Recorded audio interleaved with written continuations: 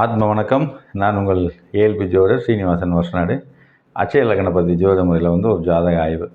சரிங்களா? இந்த ஜாதகர் பார்த்திங்கன்னா கையில் வேலை பார்க்கும்போது கையில் ஒரு மிஷின் கையில் கட் பண்ணிடுச்சு. அதனால் நரம்பு சார்ந்த ஒரு பிரச்சனை ஏற்பட்டிருக்கு. அது எப்படி அப்படின்னு சொல்லி ஒரு ஆய்வுக்காக கேட்டிருந்தார். இந்த வாய்ப்பளித்த எனது குருநாதர் திரு புதுவுடைமுத்து ஐயா அவர்களுக்கும் அனைத்து ஆசிரியர்களுக்கும் கொடான கொடி நன்றிகள் கூறி இந்த ஜாதக ஆய்வு பார்ப்போம். சரிங்களா? இந்த ஜாதகர் ஒரு 28 வயது இளைஞன். இந்த ஜாதகருக்கு ஒரு 28 வயது, ஒரு ஆணோட ஜாதகம். அதனால் 28 வயது இளைஞர். இவரோட ஜென்ம லக்னம்னு பார்த்திங்கன்னா ரிஷப லக்னம். தற்போது போயிட்டு கூட அட்சய லக்னமானது பார்த்திங்கன்னா சிம்மம் பூரம் 3ஆம் பாதம். லக்னாதிபதி சூரியன் எங்கே இருக்காங்கன்னா ஏஎல்பிக்கு 11ல் நல்லா இருக்காங்க. நட்சத்திரம் பூரம் 3ஆம் பாதம். சுக்கிர பகவான் ஏஎல்பிக்கு 10ஆம் இடத்துல இருக்கலாமான்னா இருக்கக்கூடாது. ஒரு அழுத்தத்தோட, வேலை சார்ந்த ஒரு எண்ணத்தோட அழுத்தத்தோடு இருப்பாங்க அப்படின்னு சொல்லியாச்சு. சரி, இவங்க கையில் அடிபட்டிருக்கு அப்படின்னு சொல்லும்போது நம்ம டைரெக்டாக 3ஆம் இடத்திற்கு வந்துடுவோம். 3ஆம் இடத்தோட அதிபதி யாருன்னு பார்த்தீங்கன்னா சுக்கிர பகவான். அவர் இந்த 3க்கு 8ஆம் இடத்தில் அமர்ந்திருக்காரு. அப்போ 8னால என்னது, வெட்டு, அறுக்கிறது, அது மாதிரி அறுவை சிகிச்சை, தீராத பிரச்சனை, இந்த மாதிரி இடங்கள். அந்த 3க்கு 8ஆம் இடத்துல இந்த சுக்கிர பகவான் அமர்ந்திருப்பது ஒரு தீராத பிரச்சனையை கொடுத்துருக்குமானா நிச்சயமாக கொடுத்துருக்கோம். அது மட்டும் இல்லாமல் இந்த சந்திர பகவான் இருக்காரு. இந்த சந்திர பகவான் 3ஆம் இடத்துல அமர்ந்திருக்காரு. இவர் பார்த்திங்கன்னா இந்த ஏஎல்பிக்கு 12ஆம் இடத்தோட ஆதிபத்தியம் வாங்கி இந்த 3ஆம் இடம் கையில் அமர்ந்திருப்பது ஒரு விரயத்தை ஏற்படுத்தியிருக்கும். அது மட்டும் இல்லாமல் இந்த 8ஆம் இடத்திற்கு இந்த சந்திர பகவான் 6ல் அமர்ந்திருப்பது ஒரு தொல்லையை கொடுத்துருக்குமானா நிச்சயமாக ஒரு பிரச்சனையை இவங்களுக்கு கொடுத்துருக்கக்கூடிய ஒரு வாய்ப்பு. சரிங்களா? அது மட்டும் இல்லாமல் இந்த ஏஎல்பி இருக்கு இல்லையா, ஏஎல்பி சிம்மம், இதுக்கு 8ஆம் அதிபதி, இந்த சிம்மத்திற்கு 8ஆம் அதிபதி யாருன்னு பார்த்தீங்கன்னா, 8ஆம் இடம் யாருன்னு பார்த்தீங்கன்னா மீனம். அதோட அதிபதி குரு பகவான் எங்கே இருக்காருன்னா கோச்சார குரு மேஷத்தில், கோச்சார குரு மேஷத்தில் அமர்ந்து 7ஆம் பார்வையாக அந்த கையவே பார்க்குறாரு. இந்த ஜாதகரோட 8ஆம் அதிபதி கோச்சாரத்தில் மேஷத்தில் அமர்ந்து 7ஆம் பார்வையாக அந்த கையை பார்க்குறது. அந்த கையில் அந்த அறுவைப்படுறதுக்கான வாய்ப்புகள் நல்லா நிறைய இடத்துல இந்த சம்மந்தப்படுது. அதனால் இந்த பிரச்சனை.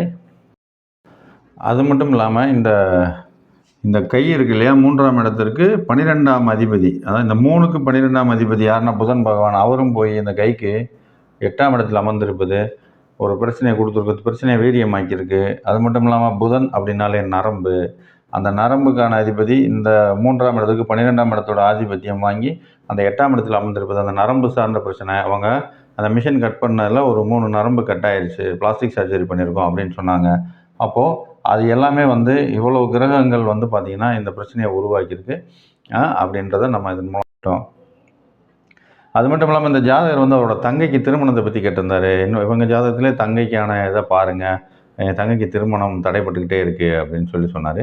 அதுக்கு முன்னாடி நம்ம இன்னொரு விஷயம், தங்கைன்னு அப்படின்னு சொன்னோன்னே நம்ம என்ன சொன்னோம்னா, இப்போ நம்ம பார்த்துட்டு இருக்கிறது 3ஆம் இடம். 3ஆம் இடத்துல தான் பிரச்சனைகள் இருக்குன்றதை நம்ம தெளிவாக பார்த்துட்டோம். 3ஆம் இடம் என்னென்னது, வீரியம், தைரியம், இளைய சகோதரர், அது மட்டும் இல்லாமல் இந்த கை, இதெல்லாம் கம்யூனிகேஷன் சார்ந்த எல்லாமே இந்த 3ஆம் இடத்துல வந்துடும்.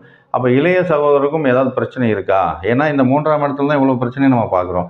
அப்போ உங்க தங்கைக்கும் பிரச்சனை இருக்கா? இவங்களுக்கு நேரம் இளைய தங்கைக்கு பிரச்சனை இருக்கா? ஹெல்த்தில் எதுவும் இஷ்யூஸ் இருக்கா அப்படின்னு கேட்கும்போது, ஆமாங்க, உடலில் ஒரு பிரச்சனை இருக்குது, ஹெல்த்தில் ஒரு தொல்லை இருக்குது அப்படின்றத அவங்க சொன்னாங்க. சரி, இவங்க திருமணத்தை பற்றி கேட்டதுனால உங்கள் தங்கைக்கு 7ஆம் இடம் யாருன்னு பார்த்தீங்கன்னா மேஷம். ஒரு இந்த லக்னாதிபதி யாருன்னா சுக்கிர பகவான் எங்கே இருக்காங்கன்னா இந்த ஏஎல்பிக்கு 8ஆம் இடத்துல இருக்கலாமா, இருக்கக்கூடாது.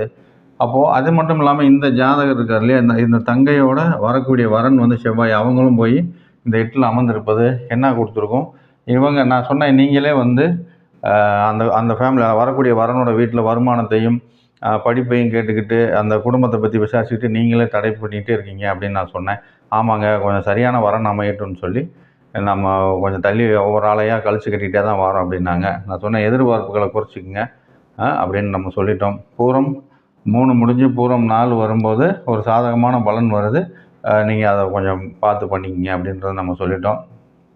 அது மட்டும் இல்லாமல் தொழிலை பற்றி கேட்டாங்க. தொழிலுன்றது பார்த்திங்கன்னா 10ஆம் இடம். சரிங்களா? 10ஆம் இடத்தோட அதிபதி யாருன்னா சுக்கிர பகவான். அவர் லக்னத்தில் இருக்கார். ஆனால் அந்த தொழிலுக்கு 6ஆம் இடத்தோட அதிபதியும் சுக்கிர பகவான். அதாவது தொழிலுக்கு 6ஆம் இடம், இந்த 10க்கு 6ஆம் இடத்தோட அதிபதியும் சுக்கிர பகவான். அவர் போய் லக்னத்தில் அமர்ந்திருப்பது. நீங்கள் அந்த ஒரு கடை மாதிரி வச்சுருக்காங்க, அந்த கடையில் கடன் அதிகமாக போயிட்டு வசூலாக மாட்டேங்குது அப்படின்ற கம்ப்ளைண்ட்டும் அவங்க சொன்னாங்க. இந்த 6ஆம் அதிபதி போய் அங்கே அமர்ந்திருப்பதும், இந்த தொழிலுக்கு 12ஆம் அதிபதியும் செவ்வாயும் போய் இந்த லக்னத்தில் அமர்ந்து விரையாதிபதியும் போய் அங்கே அமர்ந்திருப்பது தொழில் ஒரு விரயத்தை கொடுத்துருக்குமானா கொடுத்துருக்கும். அதனால் கொஞ்சம் கேர்ஃபுல்லாகவே பண்ணுங்கள். பெருசாக கடன்லாம் பண்ண வேணாம். இந்த 12 சம்மந்தப்படுறதுனால வெளியூரில் போய் லோக்கல்லாம் வெளியில் போய் ஏதாவது செய்ய முடியுமான்னு பாருங்கள். அது இல்லாமல் அலைச்சலான வேலை செய்கிறது தான் உங்களுக்கு கரெக்டு அப்படின்ற மாதிரி நம்ம சொன்னோம். அவங்களும் சரின்னு சொல்லியிருக்காங்க. இது மாதிரி ஒரு எளிமையான ஜாதக ஆய்வை வந்து அட்சய லக்னபதி ஜோடி முறையில் தான் பார்க்க முடியும். இதற்கு நீங்களும் கற்றுக்கிறதுக்கான வாய்ப்பை ரொம்ப எளிமையாக ஏற்படுத்தி கொடுக்குறாங்க. நீங்களும் விருப்பம் இருக்கிறவங்க இந்த அட்சய லக்னபதி ஜோடி முறையை கற்றுக்கிட்டு எங்களை மாதிரி பலன் சொல்லலாம். ஜாதகம் பார்க்கணுன்னு விருப்பம் இருக்கிறவங்களும் எங்களோட நம்பரை தொடர்பு கொள்ளுங்கள். இன்னொரு ஜாதக ஆய்வில் இன்னொரு வித்தியாசமான ஜாதகத்தை இன்னும் எளிமையாக எப்படி ஆய்வு பண்ணலான்னு பார்க்கலாம்.